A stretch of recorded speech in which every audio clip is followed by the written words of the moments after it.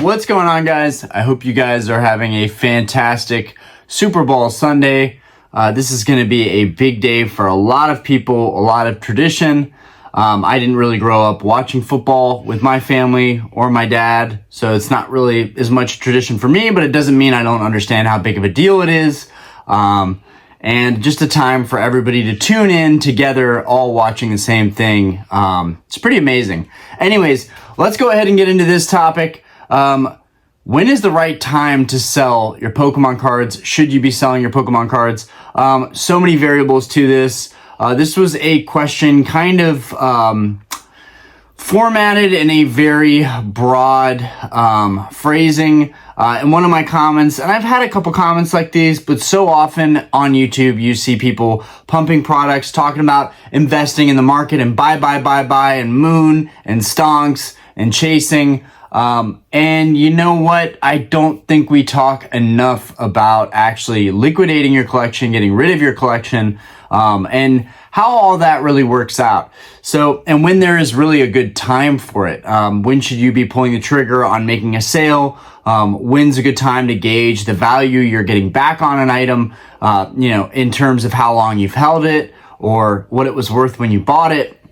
What are some, kind of profit margins almost to consider, good enough to let go of some of these things that some of us get very sentimental about and attached to and emotional with. And I think a lot of you guys, watching this can relate with that. It's very, very easy to get attached to items in your collection. I know for me, I have copies of modern set alt arts. So much talk has been focused in this community on alt arts, and I get it. I have a lot of duplicates of the most popular alt arts, from the Brilliant Stars Charizard to the Silver Tempest Lugia, to the Fusion Strike Celebi, and a couple others. But there's also theme decks. I've got duplicates of tons of different theme decks, and I'm having a hard time letting go of them. But one thing I always think of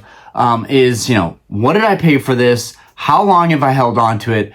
How does this fare against a traditional investment, like an index fund or, a bank rate CD, or a money market account, right? And, even some of these other things, including money market accounts, they're not guaranteed. People assume they're guaranteed, right? They don't ask enough or know enough to understand that some of these things are still not guaranteed.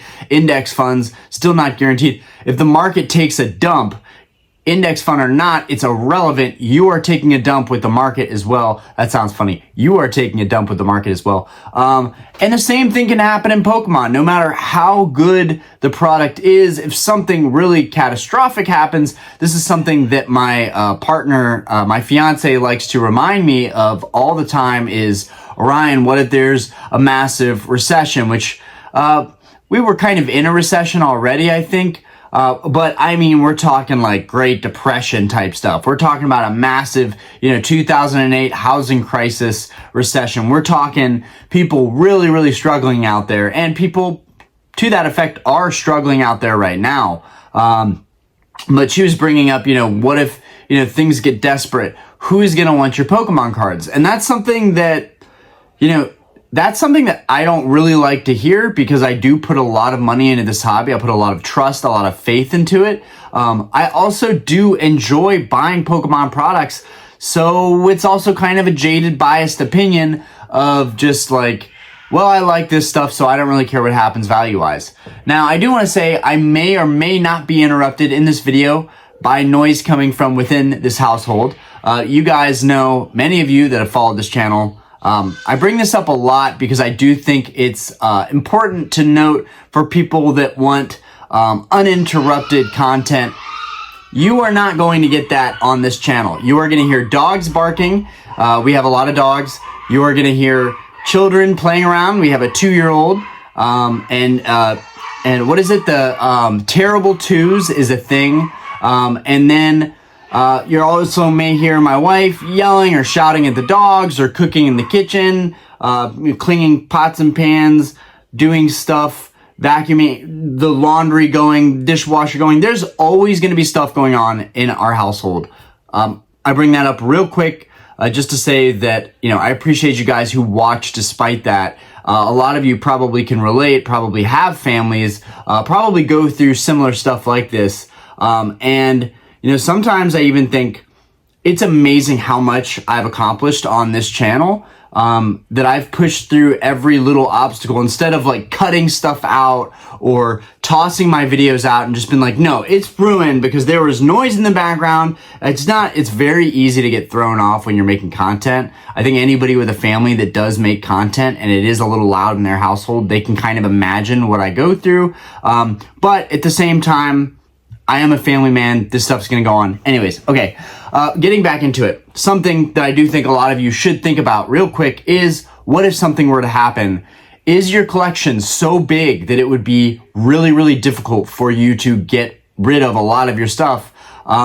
If that's the case, then you should definitely be taking this video to heart and really thinking about your collection and the things that you love and cherish most, things that you would want to display, have in your background, cards that are absolute, like, collection goals to you. And this doesn't even have to necessarily apply to Pokemon. If you're a collector of action figures or cars or watches or whatever, comic books, other TCGs, it's always good to think like, do I need all of this stuff, right? And this isn't a video where I'm having a midlife crisis and I need to sell everything, so that's bringing this video up. This is just because I've seen these comments before and I've decided to actually make a video on selling your collection, selling your cards. When's a good time for this? Because someone was asking, how do I know when, the right time comes around for me to sell this stuff?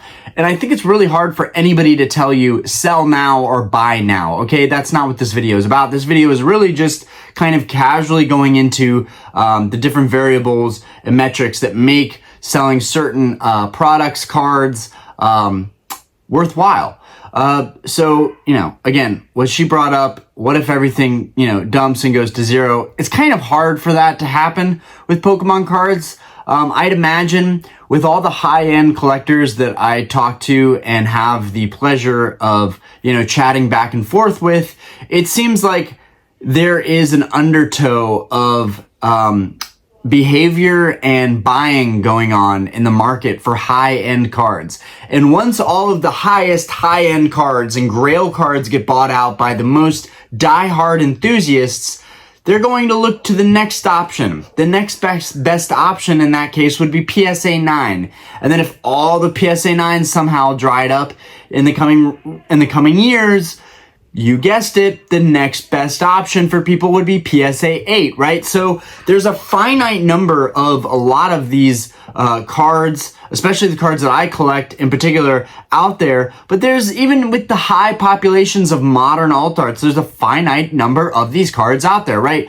If there's 10,000 Moonbryons from Evolving Skies, maybe there will be 20,000 by the time that all of them kind of get graded. Maybe there will be 30,000 by the time that all of them get graded. But eventually, in terms of PSA 10s, the buyers will buy up all the PSA 10s and then it'll work down the totem pole, right? They're not going to, other than reprints, which is a very real scare in the community, even though I don't think it should be taken so seriously. Reprints don't really destroy sets. I think in terms of the Van Gogh Pikachu, them re-releasing a very specific card that has a specific market, I think that could be a problem. But in terms of even with that and, your main sets, usually they get reprinted, they get absorbed, and then they start to trickle back up. And the reason all of this happens is not that this is some kind of secure market to invest in. I wouldn't even call Pokemon investing. I really wouldn't.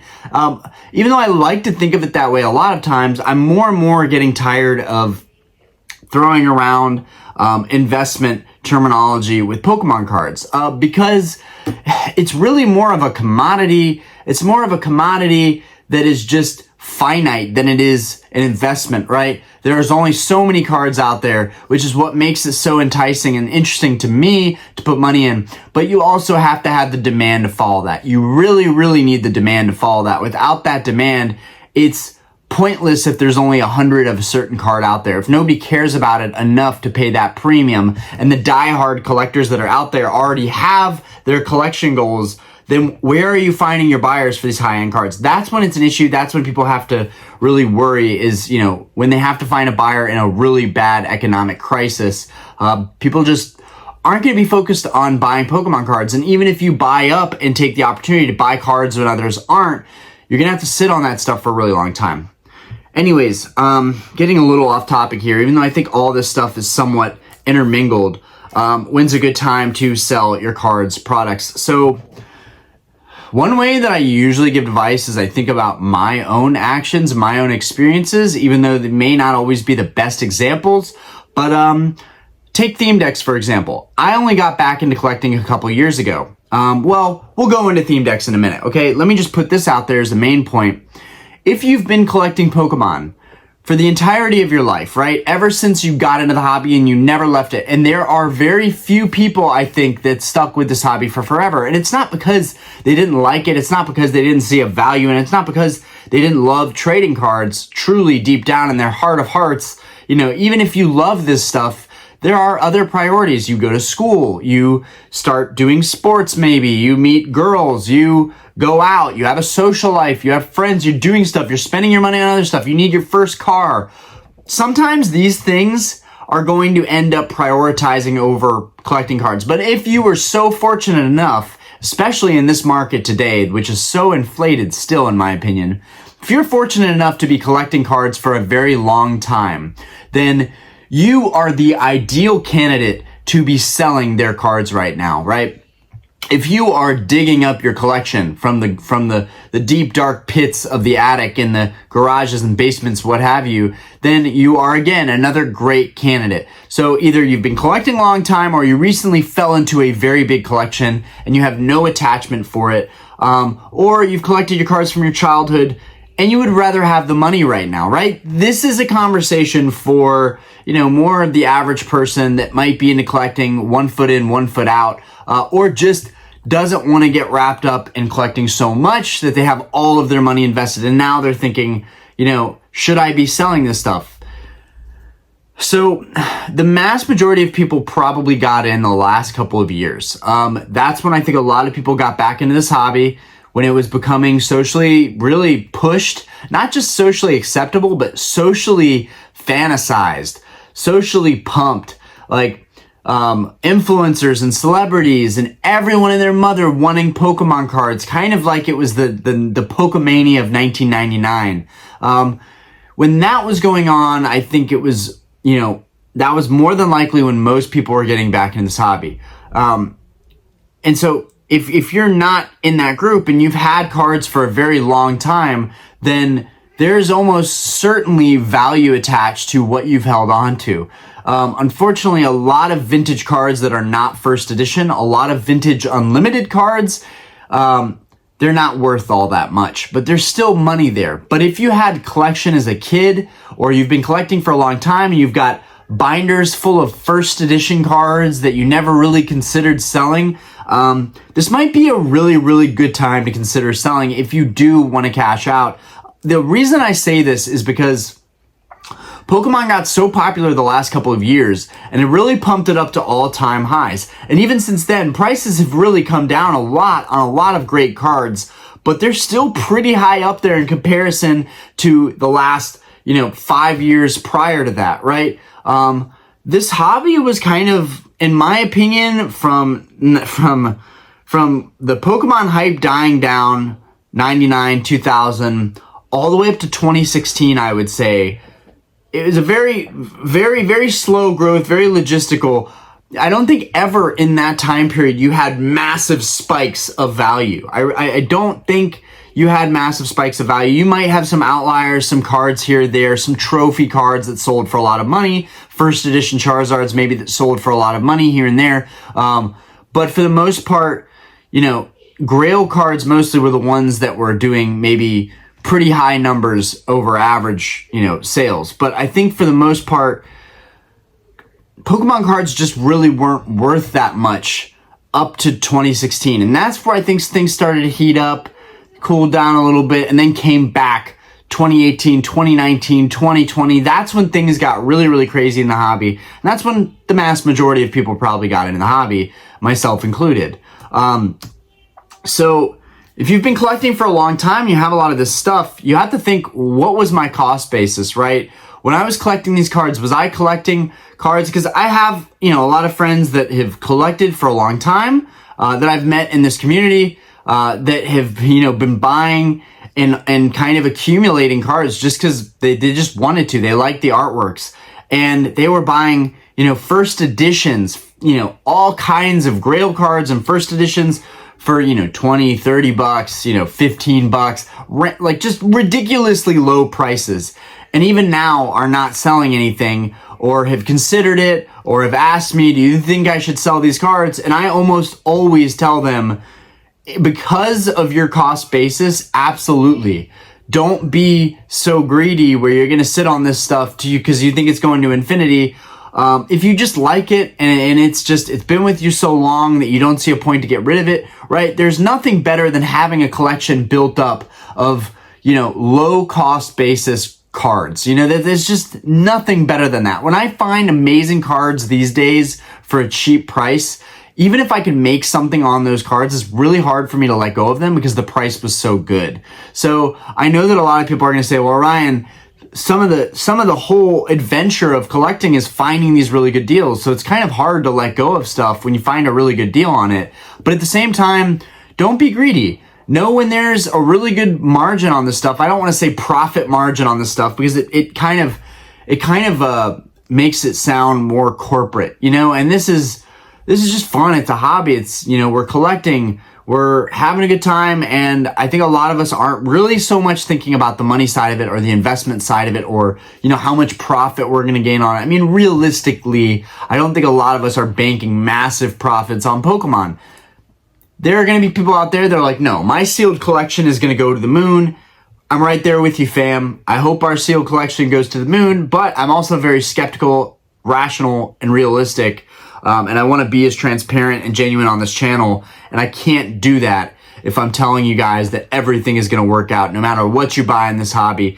There was a time where it felt like for, at least a year or two, from 2020 to 2022, I'd say, that you could buy and make money on anything. And you could see the sky is the limit on anything. But that time has come and passed. And it was definitely somewhat of a bubble. And we're still kind of in that bubble, in my opinion.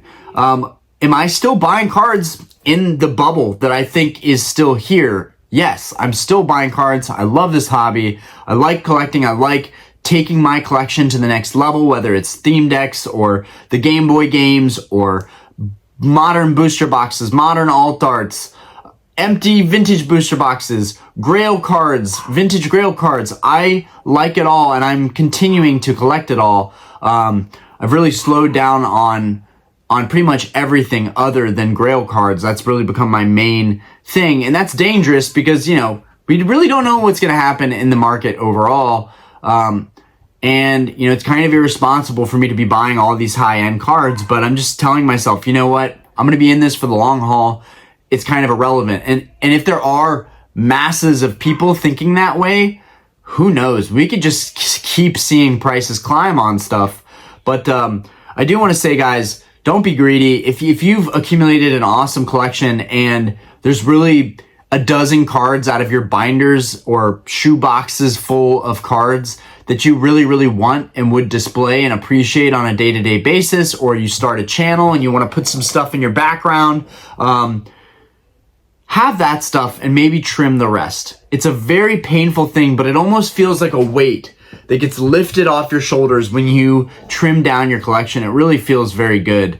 And I have several examples of that. But I'm going to talk about, my journey in terms of, and then maybe we'll talk about, the average person buying stuff now and when's the right time to sell if you're buying sealed product now and you're already getting a little cold feet on it. And to be fair, you don't understand the market very well. You haven't been collecting long enough to feel confident enough to spend thousands of dollars on a booster box or even a couple $100s on a booster box, say Evolving Skies, the most popular set in this, in the past era. but it's already a $500 box and you feel a little on the fence about buying something for that much, or you bought one for $300 and now you're thinking about selling it. We're gonna get into all that in a minute. My experience coming into Pokemon again, I was buying mainly theme decks, okay? And this is an area of collecting that I feel like a lot of people just don't care about, don't appreciate, and that's okay because I feel like it's my niche. I have definitely seen some sellers and met some very influential people that have made me realize that it wasn't as niche as I thought. There are people right now with listed theme deck collections for $20,000, $30,000. There's a complete set of WotC theme decks listed for $30,000. There's a complete set of EX series theme decks listed for $20,000. There's some really cool listings out there, which kind of validates my theme deck collection, which is almost complete. I need 9 more theme decks from EX series, and which none of them are really that crazy expensive. They're just rare. They don't pop up a lot. And I'm missing, I think, 4 or 5 Wizards of the Coast theme decks, and then I have all of the theme decks that have ever released for Wizards of the Coast and EX series, which I'm excited for that. That's been one of my collection goals for a really long time, or I shouldn't even say a really long time. The past couple years, that's been a collection goal of mine. I really like theme decks. They appeal to me. But when I got in the hobby, theme decks were the #1 thing that I was going after because I was collecting Yu-Gi-Oh! Initially, and I wanted all the starter decks. And so it started this avalanche, this snowball effect of me, rolling down the hill in my snowball, just starting to really want to collect every theme deck that was out there. And I didn't have any of the theme decks from Pokemon, so that was something that I wanted. So I was buying a lot of these theme decks, and up to a point where I was hoarding them, and I had so many of them, and I'm thinking, okay, it's time to sell some of these. I sold a good chunk of them at Collecticon. I got a very small margin on it, maybe 10%, maybe 15%. But I was happy with that because I knew that I probably would maybe get that out of a traditional account, but I got it out of something that I loved collecting, and I got cold hard cash at Collecticon, so that was really cool. But for the most part, selling on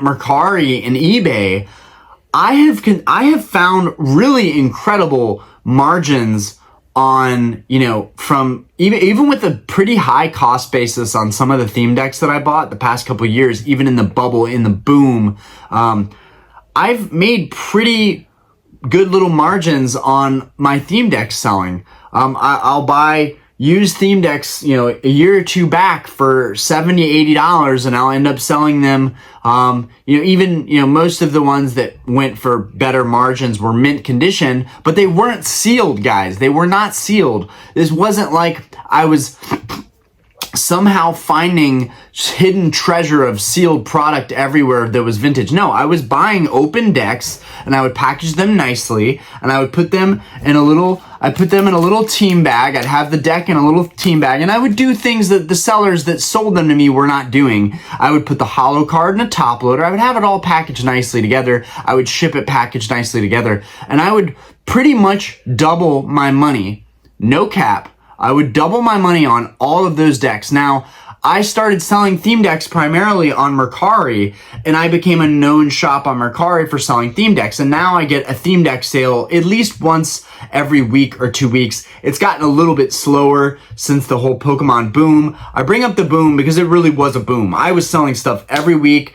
It was super easy. It was easy come, easy go.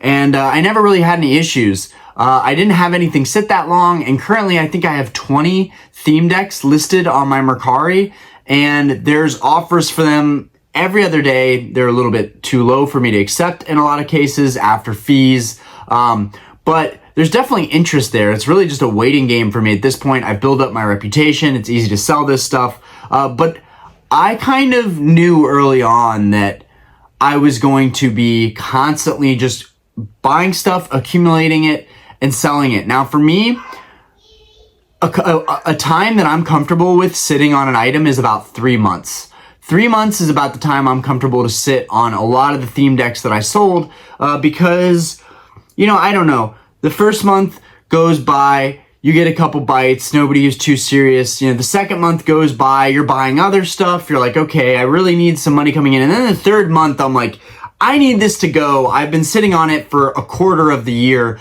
I need it to go so that I can make that money. And if I can make more than 10% on an item and it sells in a quarter of the year, I'm doing better than most traditional investments that are 10% annually. You're doing better than most traditional investments. And that's what's so drawing this hobby. I think this is more so with selling. I think you need to get savvy with selling. I think a lot of the people that are preaching, buying, investing, holding, I honestly don't feel like they necessarily know what they're doing. I feel like they are just really taking a long shot that this is going to work out. And it probably will, because sealed product in the Pokemon hobby, it tends to do fairly well. Okay, long term it tends to do well. Lots of people are opening this stuff. More people than ever are streaming and doing box breaks. So yes, stuff is going to eventually go up in value, but it's it's not sexy, it's very boring, it takes a long time. That can be grueling for most people, right? I mentioned this at the end of my last video, but the market can remain irrational longer than you can remain solvent.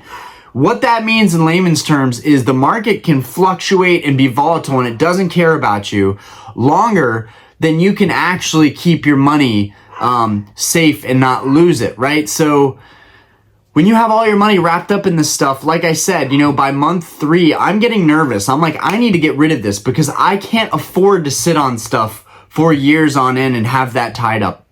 But anyways, a lot of stuff tends to move very quickly for me. I have actually found much better success with lower end items. People oftentimes will message me and be like, this deck is really nice, but do you have a sealed copy? So the sealed copies almost always cost more. They're harder to get your hands on. And then when I go to sell them, the margins are just so super slim.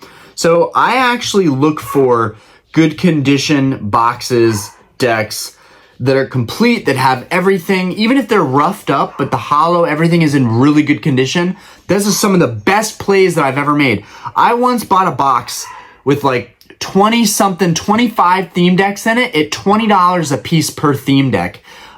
I think I've sold almost every single one of those theme decks. I might have like 2 or 3 left on my Mercari from that purchase, but my average cost after tax, after everything, maybe was like $25 a theme deck. But even then, $25 a theme deck, I can sell them on Mercari for just under $100, $80, $90, and I'm still gonna net a profit from that 25. Even after the fees on Mercari, I'm netting, let's say, $77 on a $25 deck, and they're paying shipping, and that's what I net after the fees, right?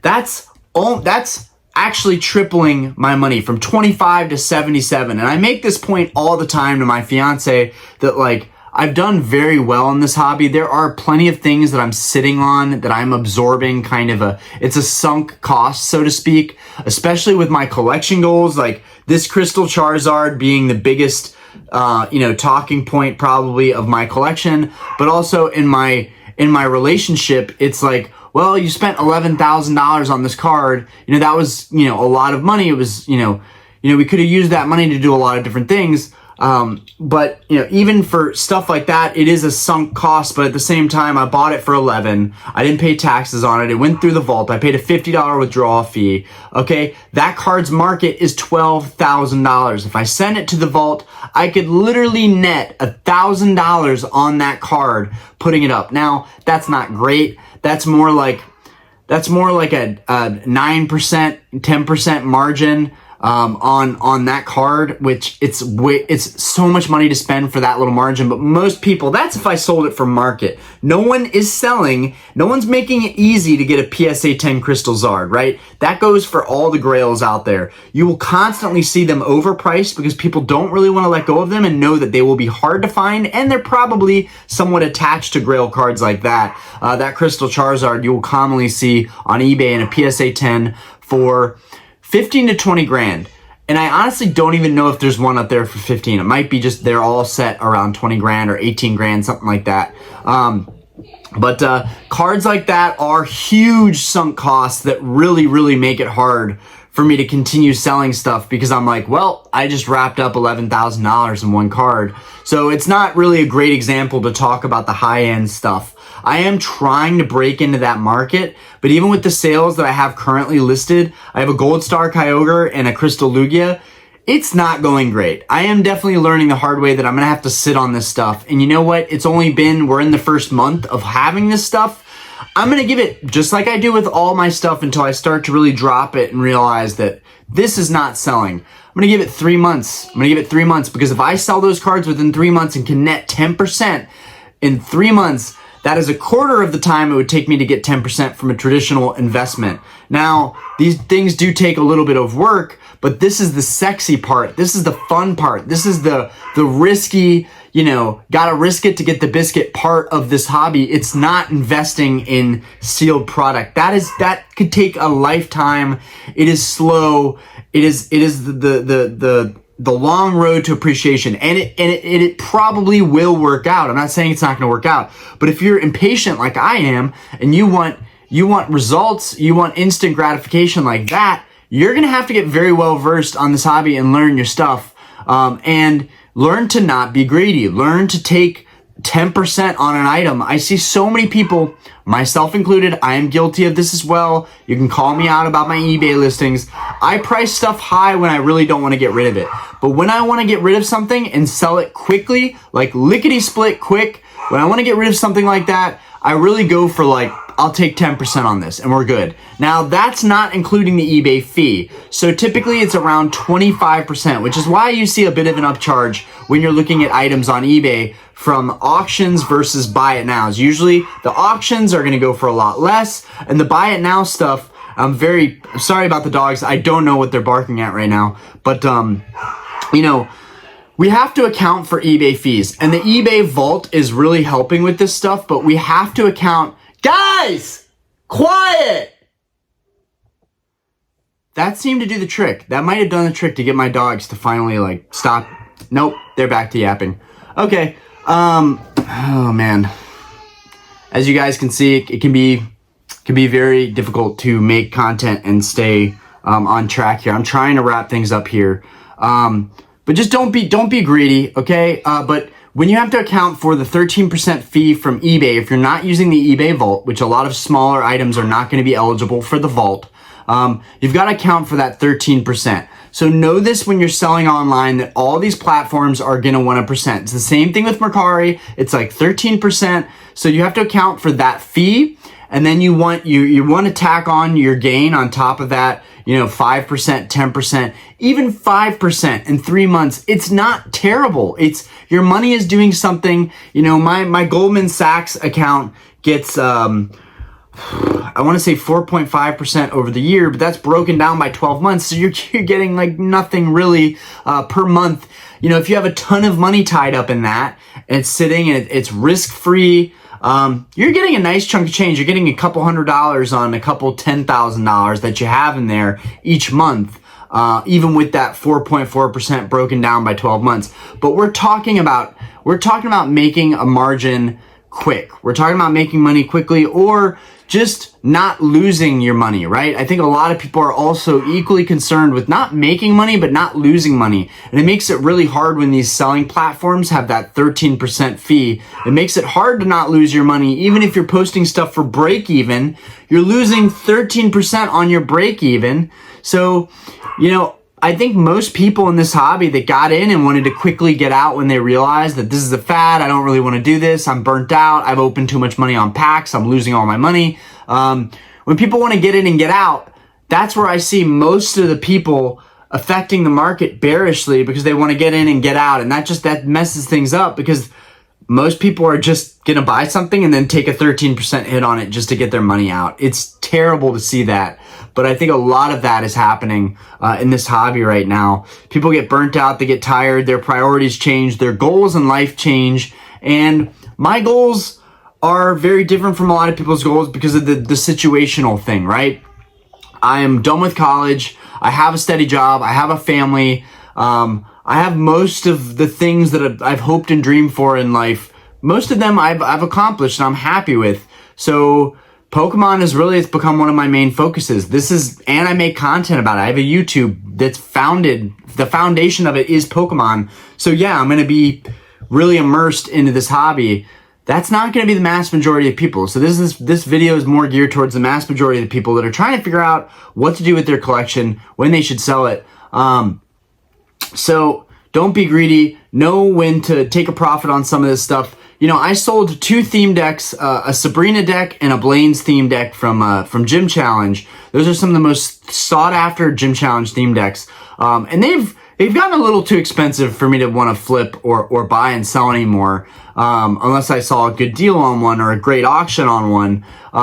But I bought those decks a year or two ago for around $300. After tax, I was sitting at like $320-ish per deck. And I just sold both of them on eBay. The first one I sold earlier, but I sold my Sabrina deck for, I say $500, but it was $475 to be exact. But still very close to the $500 mark, which is really good. But $475 minus the 13% fee is like $430. So basically I netted $100, basically 25% roughly. I netted 25% roughly on that deck, and I did sell it like 2 years later, but that's still, I got to collect it. It was fun. And I got to sell it and get my money back and then some. And it was really kind of treated as investment. The Blaine deck just recently sold. Now I acquired that one. The one that I sold, I acquired, I think 6-7 months ago with no intentions of selling it. A lot of my theme decks that I find in mint condition sealed, I don't even want to sell, which makes it really hard to make it a business when I'm wanting to keep and hoard half the stuff that I'm buying. But I bought that one again. I think it was like $275 or $285 that I wanted to auction for my Blaine deck. That one just sold for $450. So same thing. After the fees from eBay, that brought it down to $400. After the taxes at $285, that brought it up to $300. So basically I netted another $100 on that deck that I bought and sold. So, you know, I wouldn't even say that I was necessarily greedy. I put it up to see if someone would buy it, and they didn't even send an offer. In both instances with the Sabrina deck and the Blaine deck, I don't know if it's just my credibility on eBay or it's just my feedback, my reviews. They didn't even send an offer. They just bought this stuff immediately, which is amazing to me because, you know, I would almost expect that people are always going to send offers. And that's the other thing. If you just put stuff up for sale for what you want, sometimes you'll just get it. Somebody will just buy it. And sometimes that's due to the fact, you know, there's a lot of variables, but sometimes if you have the best priced option on the market, it's the lowest price, even if it's only for 1 week, all you need is that 1 week for the right buyer and they buy your stuff. So that's the other thing is like knowing the market, knowing the options on the market. Now let's pivot hard from vintage and stuff that I've experienced and theme decks and my successes there. Let's pivot to slabs and then modern, okay? I have not had good experiences with slabs. I'm gonna tell you why right now. Slabs are more expensive to ship. There's the cost of grading. You know, you win them in the auction, you pay taxes on that. If it's not in the vault, you're gonna pay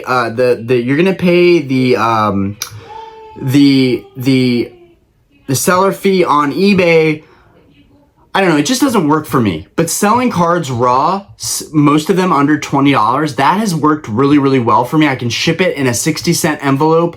That has worked tremendously well for me. I like that formula. That is a formula that I'm going to continue to use. I think it's great when you can buy a big collection or binder full of sub $20 cards. There are so many plays to be made with that. But, you know, I'm learning with slabs, whether it's vintage or modern, high end, slabs, I don't know, it's a little bit harder. So I'd say, you know, like with my theme decks, if you can find a niche, or with, you know, the sealed investments, you can make that work too, but we're going to pivot into that. I haven't had really great luck with slabs. Maybe it's me. I'm not finding good enough deals on this stuff. This is where vending and going to trade nights really comes into play, because then you can do cash deals or you can do trades with people to get their slabs for cash. See, my business model doesn't really work because a lot of my shopping is on eBay online, where I don't have to make transactions in person or deal with people, you know, person to person, face to face. So, and everything I've learned, it's don't buy on eBay expecting to sell off eBay. Now, this has really worked well for me with theme decks, but I wouldn't say it has worked well with anything else. For slabs, I would say you have to go to conventions, you have to go to trade nights, you have to do private deals. There's a great resource on Facebook. It's a Verbank Pokémon group. There's like 50,000 people in it. They're selling slabs all the time. You do private deals over PayPal, goods and services only. And even then, I'm not going to say it's 100%. I'm just saying this is my advice if you want to find slabs for the low. This is a direction that I will be moving in towards. And I have already done this, but I'm waiting to share it with you guys for another video. But okay, modern and sealed. We're going to talk about this because I think this is what's going to pertain to most of you. When do I sell? Okay. If you're sitting on a modern alt art card and it has gone up 20%, enough for you to eat the eBay fee and still make a percentage on it, I honestly, the market could go up much more. There's so much room to grow, but I honestly would sell stuff if you don't need it. Sell stuff if you don't need it. This market is still inflated, and it could be just as bearish as it could be bullish. Nobody knows. Nobody can tell us for certain what's going to happen in the long term. The short-term graph might look bullish. It might look bearish, but it's sideways a little bit. Maybe people think it's going to go bullish. We just don't know. I wouldn't trust anybody's word for it for sure. We're all speculating. Everybody in this hobby right now is speculating. No one knows what's going to happen for sure. The only thing we know for sure is that vintage is drying up. Vintage grails, stuff that's extremely low pop, 100, 200, 300 population. That stuff going to be very hard to find that stuff in the coming years. So I'm really turning back towards vintage, being a vintage fanboy, but I think there's a lot of opportunity in modern. With the sealed investments, guys, this is a really important one here. With your modern alt arts, if you've got raws, I wouldn't even get your raw cards graded. I honestly wouldn't, unless they have perfect centering and you're very confident and you're good at pre-grading and you've gotten 10s before. There are people out there like that have a really good track record with getting great grades back. I don't think that I'm one of them.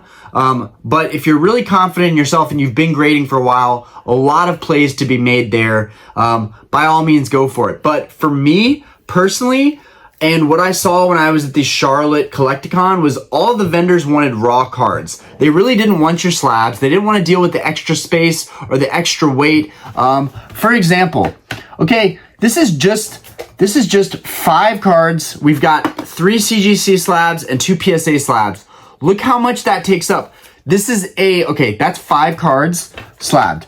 Okay, this is a deck, and they're sleeved of 60 sleeved cards, right? If you just have a box and you sleeve these bad boys up, okay, you can fit a lot of cards. That's what the vendors want. That's what they want when you go to conventions. Vendors will still work with you on slabs, of course, but they take up a lot of space. And the ones that do have slabs are typically higher end, more liquid, more equity. That's what they have, more selective. And that's, I'm constantly conflicted in, do I want to go high end or do I just need to find a really cool collection of sub $20 cards, old holos, unlimited stuff, and just buy all of it and start selling that for random auctions every week? I don't know. I'm opening enough product that I have auctions going now pretty consistently. I'm probably going to be listing a ton more tonight.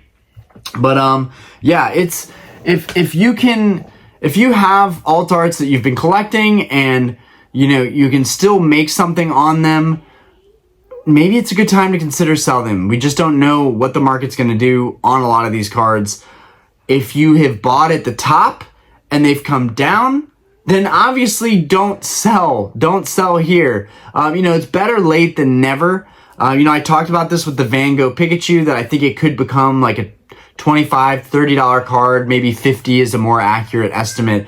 But if more of those flood on the market, then you're going to wish that you sold your 2, 3, 4, 5 copies of Van Gogh Pikachus for, a free promo that you got. You're going to hope that you cashed out on that. Oh, I could have had $500 if I would have let go of those Van Gogh Pikachus. Now they're worth $150. Sometimes it's better to sell early, better late than never. So it's something that a lot of people are going to have to think about with their collections right now. My stuff is bindered. It's in my personal collection. I don't really care about getting money back out of it. But again, this is the video for the people wondering when they should sell their stuff. So if you're down 20, 30% on your alt arts, then this is not a good time to sell your alt arts. But if you can make any type of margin after eBay fees, or you can sell locally and even break even on your stuff, this is something to consider, because as the market maybe trends lower, you will have more opportunities. Patience has always played a huge role in this hobby, especially with new releases. Patience always pays. You know, so many times a set comes out, I would go to my local shop, I would look for all the singles, and I would buy them to complete my set, only to realize that I would wait 2 or 3 months down the line and all of those singles would be half price. They're pricing it based on TCG Player at my shop. TCG Player is pricing it based on, you know, how relevant the set is, how new it is, are players using these cards, are the cards expensive, is everything new, is it the hottest, latest thing that people want?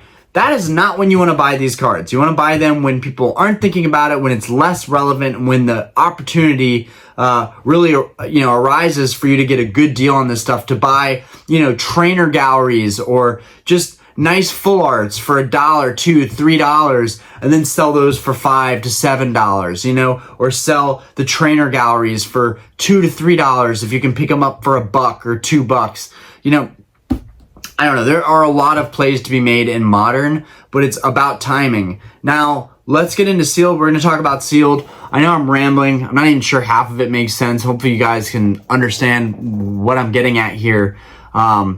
Big things, just don't be greedy. If there's a margin on stuff, take it. Evolving Skies is a great example. And a lot of the Sword and Shield sets are honestly great examples.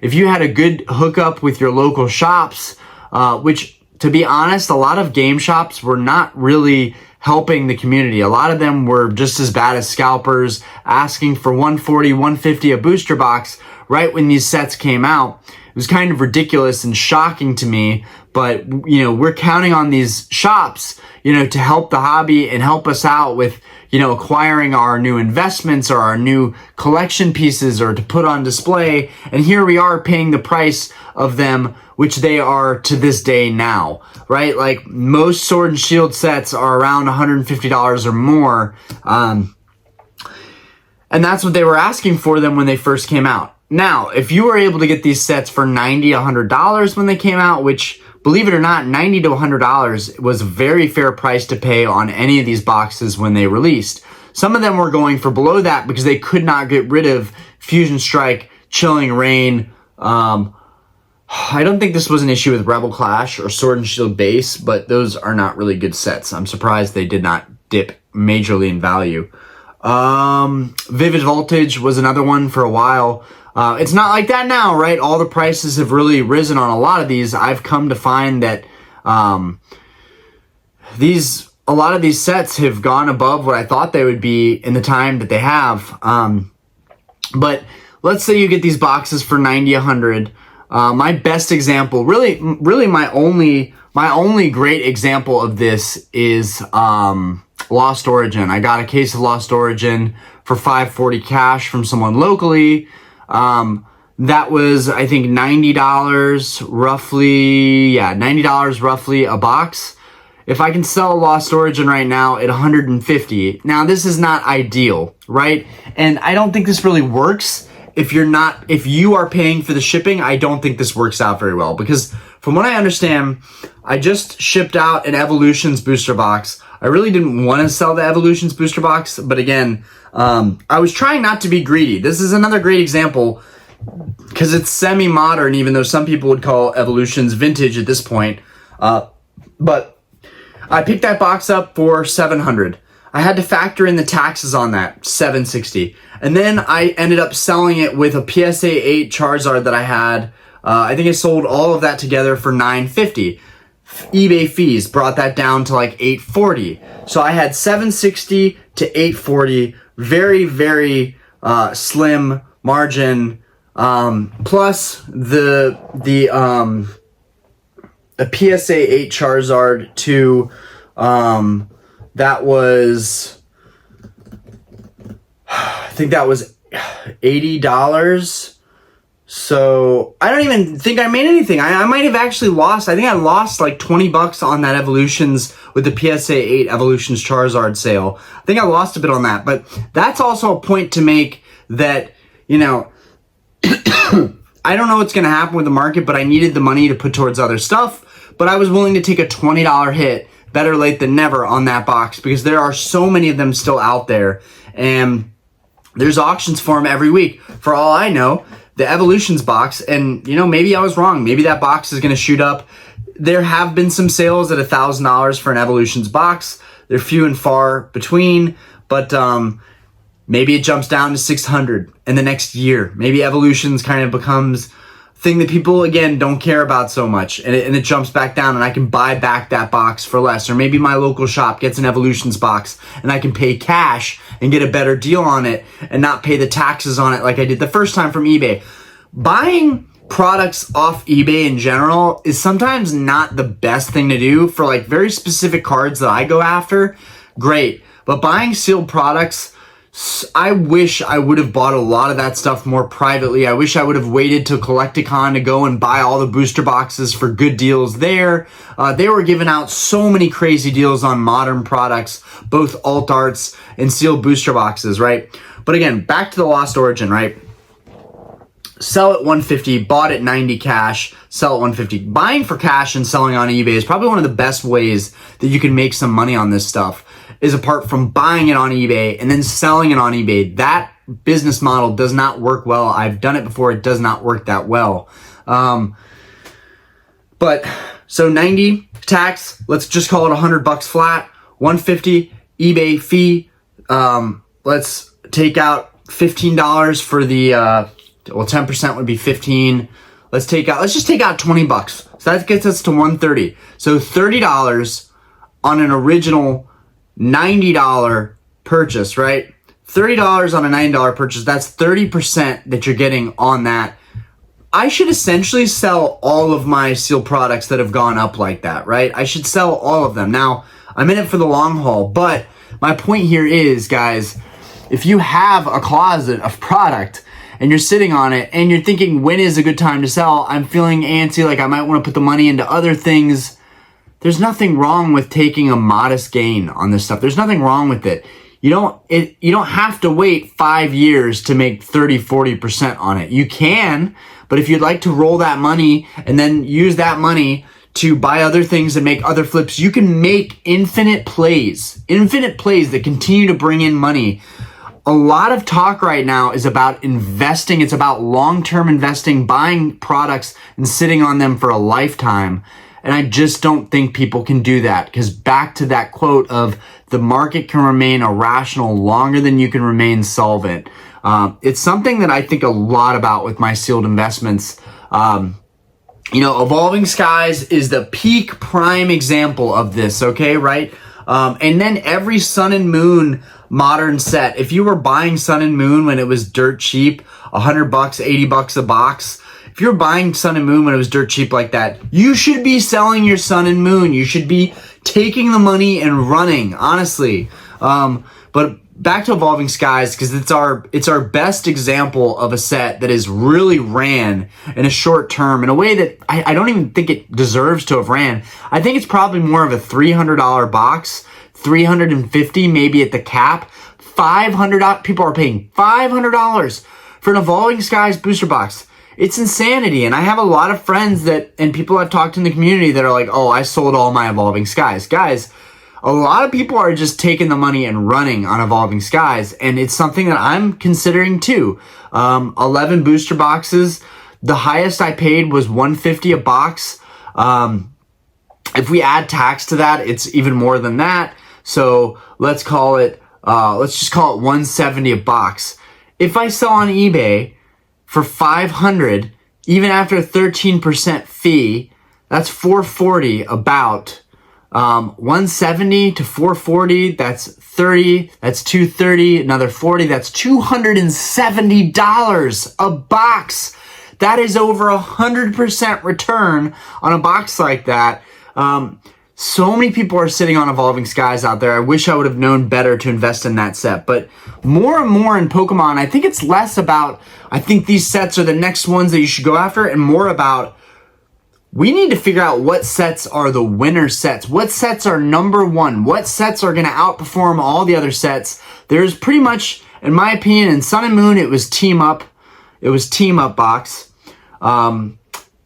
In Sword and Shield, you had Evolving Skies.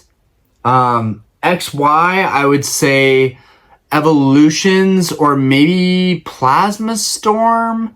Plasma Storm maybe did better than Evolutions. I'm not entirely sure, but I think Evolutions is kind of the staple one for XY. But just imagine, no one wanted Evolutions.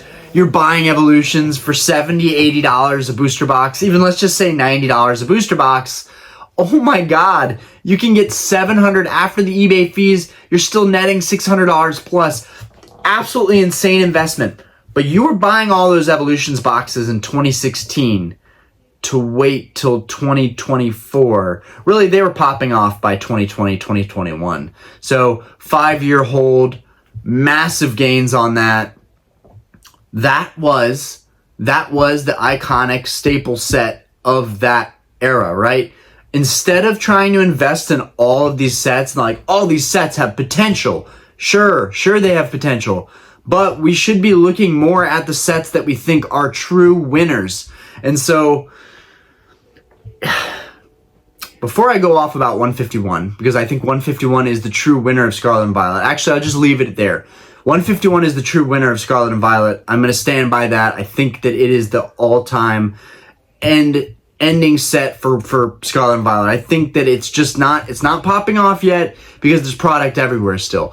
But 151 is the set. I can't stress this enough that I think 151 is going to do insane numbers in the next couple of years. I rarely say that about sets, but I think that 151 is going to be that set. It is the Evolving Skies of Sword and Shield. It is the Team Up of Sun and Moon. Maybe I'm wrong. I could be. Maybe they release an absolute banger of a set in Scarlet and Violet. I just don't think it's going to happen. So right now I'm sticking with 151 as my prime investment out of Scarlet and Violet. And once, I'm still collecting a lot of my Grail cards, but once I finish that, I do want to pivot back to 151. I want to keep opening it for our streams because it's been the most fun for me to open. And the fun factor is so important with that set. If it's really fun to open, it'll be fun to open for the next decades to come. Anyways, talking about, these modern sets, Evolving Skies, it's okay to take a profit on this stuff. It's okay to I don't like saying profit. It's okay to take your margins and run, right? And roll it into something else that can make you more money, right? Sometimes I think will it be worth sitting on Evolving Skies for the next 10 years? Has it hit a cap and then we won't see more growth for another couple of years?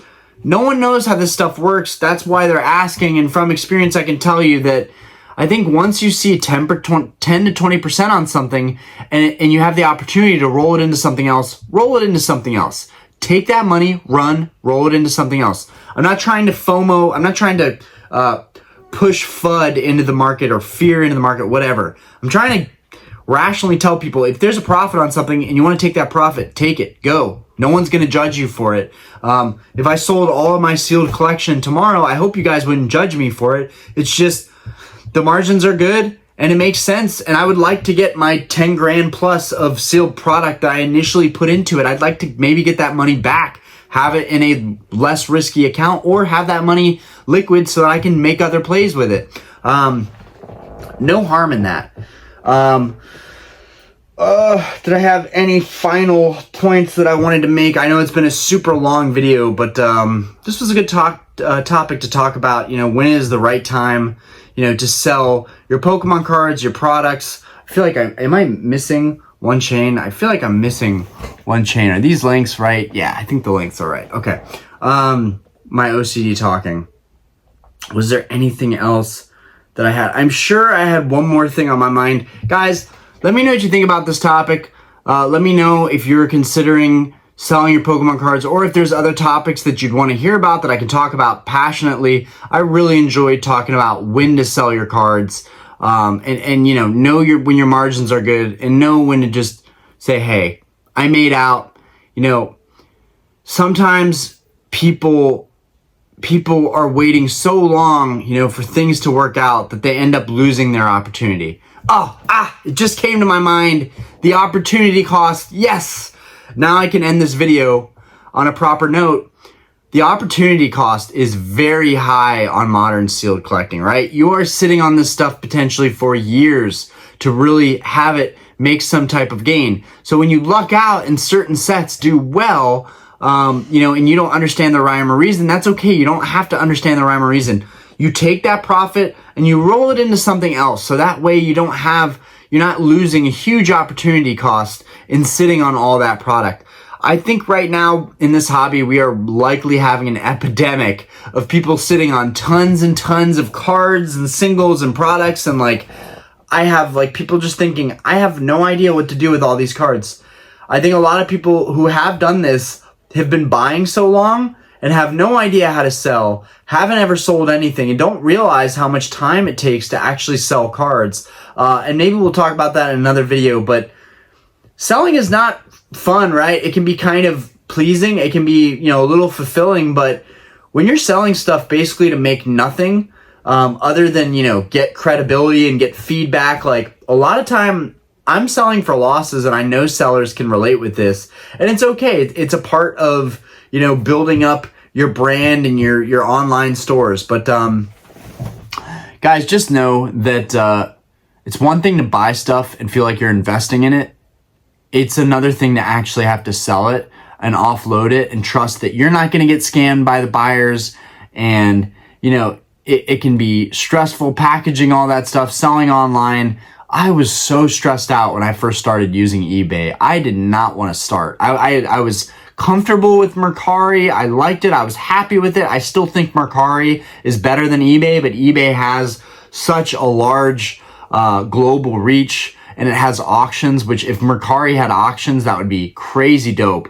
But anyways, guys, just know that there's an opportunity cost to this stuff, and there's nothing wrong with selling your stuff. No, like, you're not a sellout just because you sell your stuff for a decent margin. Yeah, other people I might make more money sitting on my Evolving Skies than my friends who sold early, but at the same time, they're able to roll that into other investments while I'm still sitting with my cases or my boxes and a case of Evolving Skies, and it's not really working for me, right? It had a dope pop off, but maybe it's kind of capped off at where it is for a couple of years.